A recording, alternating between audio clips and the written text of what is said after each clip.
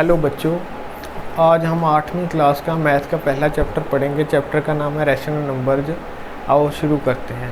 सबसे पहले तो देखते हैं भी नंबर किस तरह के नंबर्स होते हैं। आपने काफ़ी तो सुन ही रखे होंगे। सबसे पहले देखते हैं नेचुरल नंबर्स। नेचुरल नंबर्स क्या होते हैं ये देखते हैं।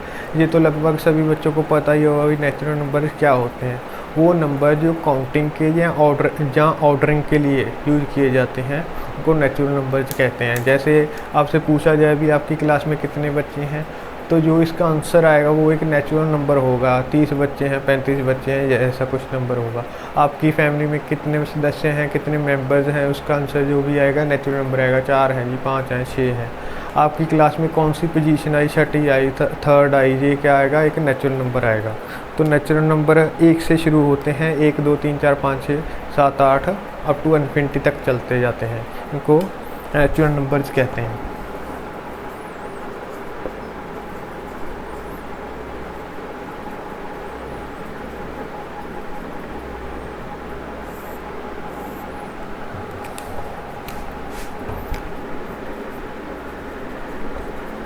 Numbers used for counting and ordering। Number जो गिनने के लिए या ऑर्डर बताने के लिए यूज होते हैं उनको नेचुरल नंबर कहते हैं। ये कहाँ से शुरू होते हैं? 1 से। 1 हो गया, 2 हो गया, 3 हो गया, 4 हो गया, 5 हो गया, अप टू इन्फिनिटी हो गया। अगर अब आपसे पूछा जाए क्या 127 एक नेचुरल नंबर है, तो आंसर होगा यस। क्या -3 एक नेचुरल नंबर है, तो आंसर होगा नो। क्या 3/4 एक नेचुरल नंबर है, तो आपका आंसर होगा नो। क्या 12/3 एक नेचुरल नंबर है? 12/3 को हम क्या लिख सकते हैं? 4। 4 एक नेचुरल नंबर है।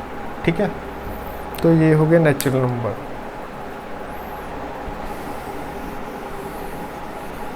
आगे देखते हैं होल नंबर। होल नंबर्स क्या होते हैं? नेचुरल नंबर्स में अगर एक 0 इंक्लूड करते हैं तो उनको होल नंबर्स कहते हैं।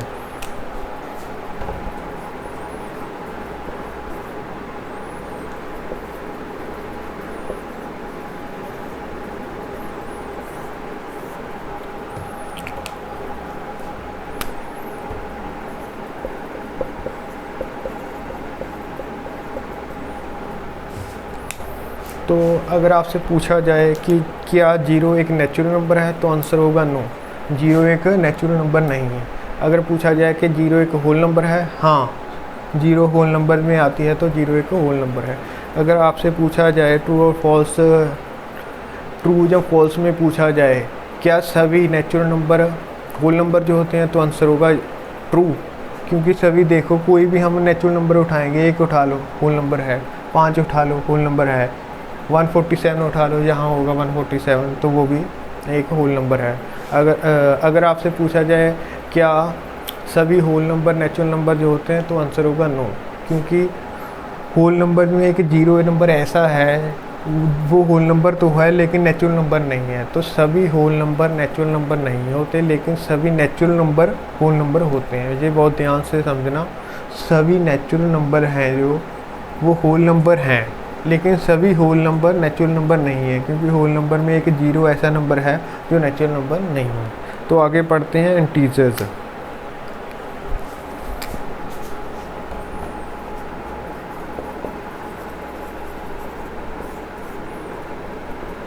इंटीजर में क्या आता है? इंटीजर में सारे पॉजिटिव नंबर, सारे नेगेटिव नंबर और 0 तीनों को इंक्लूड करके इंटीजर इनको कहते हैं। सारे पॉजिटिव नंबर, सारे नेगेटिव नंबर और 0।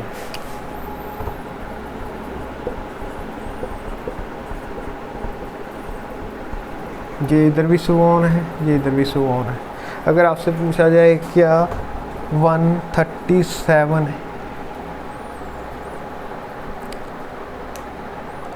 एक वो इंटीजर है, तो आंसर होगा यस।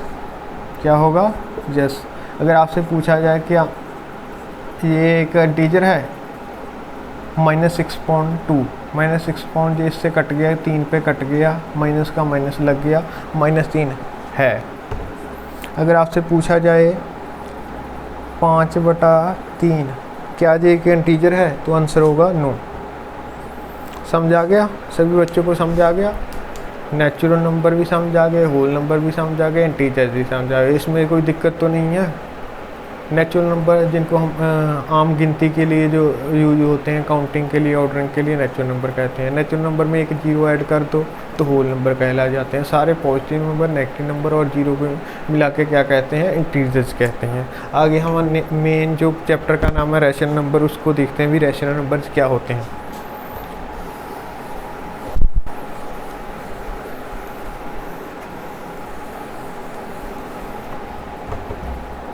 ध्यान से देखना, सुनना, ध्यान से सुनना।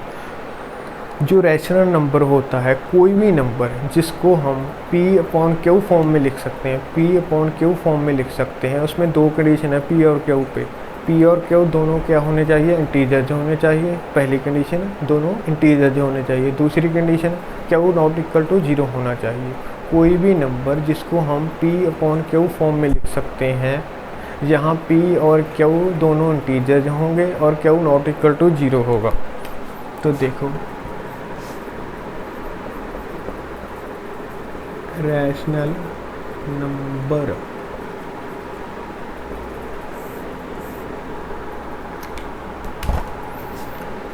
एनी नंबर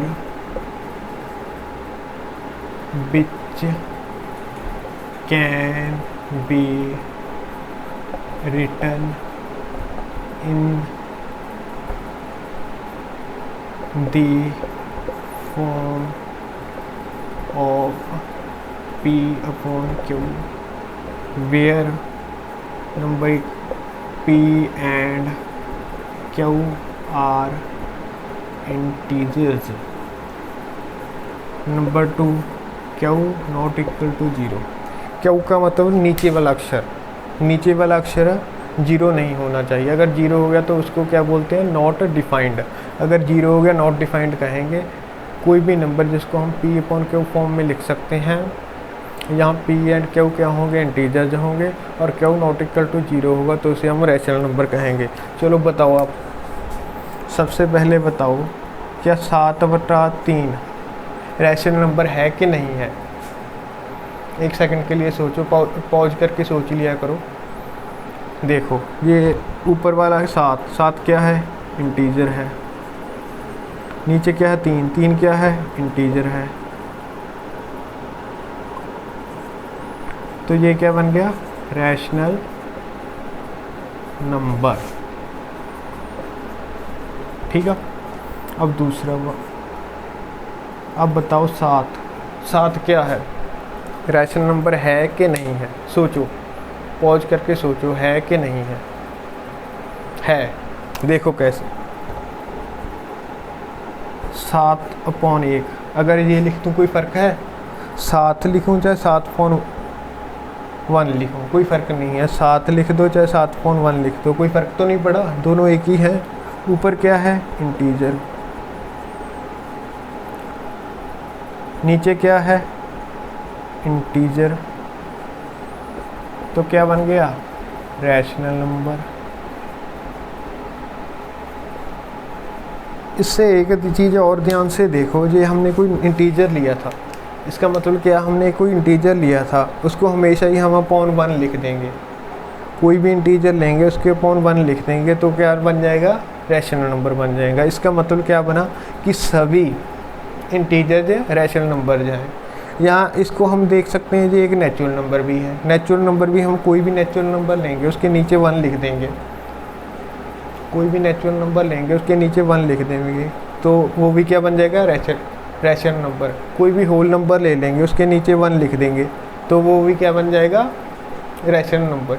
इससे ये चीज़ें पता चली कि सभी नेचुरल नंबर रैशनल नंबर होते हैं, सभी होल नंबर रैशनल नंबर होते हैं, सभी इंटीजर रैशनल नंबर होते हैं। अगर इनसे भी कोई भी क्वेश्चन आता है, ट्रू फॉल्स में आता है, फिल इन द ब्लैंक्स में आता है, तो ध्यान रखना सभी नेचुरल नंबर रैशनल नंबर जो होते हैं, सभी होल नंबर रैशनल नंबर होते हैं, सभी इंटीजर रैशनल नंबर होते हैं।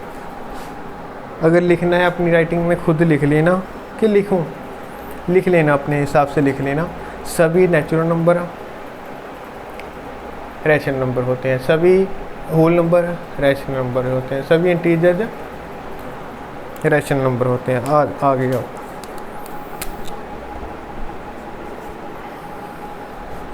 आगे बताओ, क्या 1/3 रैशनल है कि नहीं है? सोचो, 1 मिनट सोचो, पॉज करके सोच लिया करो। अब पिछली बार वाला तरीका आप लगा दोगे, इसको ऐसे लिख दो, तो क्या ये बन गया रैशनल नंबर बन गया ये? नहीं। ऊपर वाला क्या इंटीजर है? नहीं है। तो कैसे बना ये रैशनल नंबर? इस हिसाब से तो नहीं बना। लेकिन अब अगर मैं 10 की मल्टीप्लाई ऊपर और नीचे कर दूं, कोई फ़र्क पड़ा? 10 की ऊपर कर दी, 10 की नीचे कर दी, कोई फ़र्क नहीं पड़ेगा, क्योंकि 10 से कट जाएगा, यही रह जाएगा, इसका मतलब यही रह जाएगा।